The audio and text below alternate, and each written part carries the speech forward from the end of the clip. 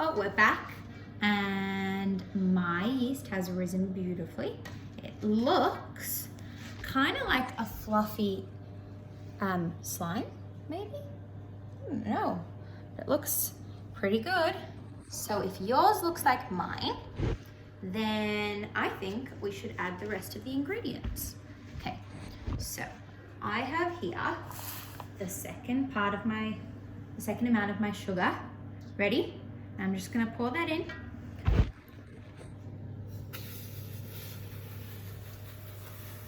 Can you do that slowly? Not too fast, because it might crush the yeast.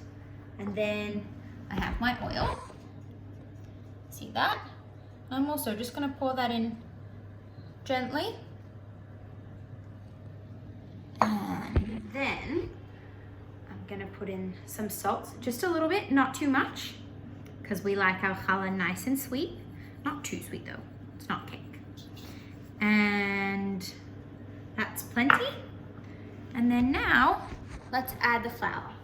Okay, so pick up your flour. I have mine still in my packets. This is how an Australian packet of flour looks. A little bit different than the one we have in Northern California, right? So I'm gonna use this one. And just sprinkle it in. Not too fast, very gradually and very slowly, because if we do it too fast, it's gonna go everywhere.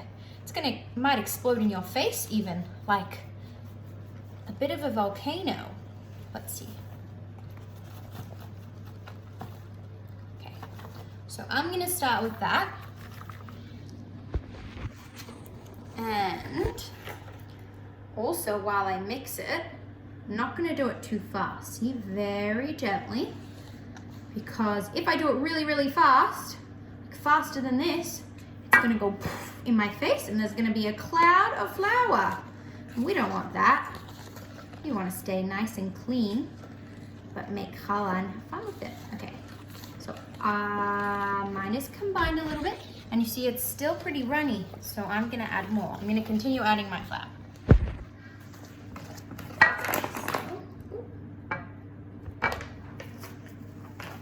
Just a little bit of it. Let's see. And I'm gonna mix, mix, mix. Look at that. Does your dough look a little bit like this? Do you know when your Morahs make Play-Doh, this is also, they mix it together like this. And it starts off to be a little bit runny, and then it becomes firm, and you can roll it around. But our challah isn't gonna be as firm as Play-Doh. And I'm gonna put the video down so that you can see from afar, just because I need both hands to mix. There we are. Oh, very hard. And soon, you can put on some gloves, or definitely wash your hands first. I already washed my hands before, but I'll do it just again to be safe. And it's almost ready for me to put my hands in. So I have some hand sanitizer, and I already washed my hands, but I'm just gonna do this to be safe. Rub-a-dub-dub. Rub, rub, rub, rub, rub, rub, rub. Very well. Get inside everywhere. Okay, perfect. And then want to let it dry for a few seconds so that your challah dough doesn't taste like hand sanitizer. Okay. And I'm going to use the spoon a little bit to combine some of the flour. Then I'm just going to get in there with my hands. Okay. So time, use your clean hands to scrape the dough off of the spoon so that you don't leave any out. We don't want to waste any. And then I'm gonna take it, I'm gonna mix it with my hands. Put your hands in and squish it all together. I wish I could show you with my hands, but I'll show you. This is what it looks like now. Lots of flour around. And it doesn't look like a lot of dough, does it? Not too much, because it's gonna rise. Put all your energy into it. See if you could do 6 punches at the dough. So go 1, 2, 3, 4, 5, and my dough seems to be a little bit sticky, so I'm actually gonna add a little bit more flour to it. And then I'm gonna do maybe 7 punches. I'm gonna stick to 7.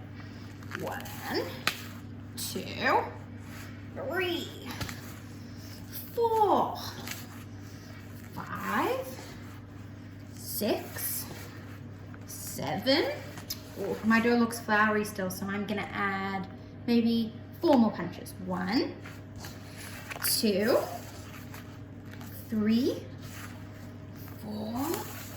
Lucky last. Oh, I already did 4. I thought I was doing 5, but 5 is the perfect number for me. So this is what my dough looks like. Still has a little bit of flour on it. That's okay. As long as it's not super duper sticky and it's firm like a dough friends, then I'm just gonna wash my hand.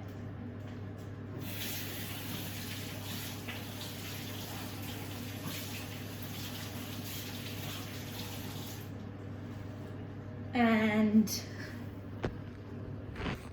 when your dough looks like that, just look like this, just like that. You can leave it in the dough, in the bowl, sorry, and cover it. I'm gonna get something to cover it with. I'm just gonna cover it in a tea towel, but if you have Glad wrap or foil, it's just a good idea to cover it fully.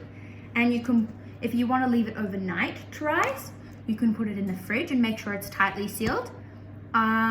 But if you want to make it today, then you can just leave it to rise for at least 2 hours. That's what I would do. And then we'll come back and we'll braid it and shape it all together.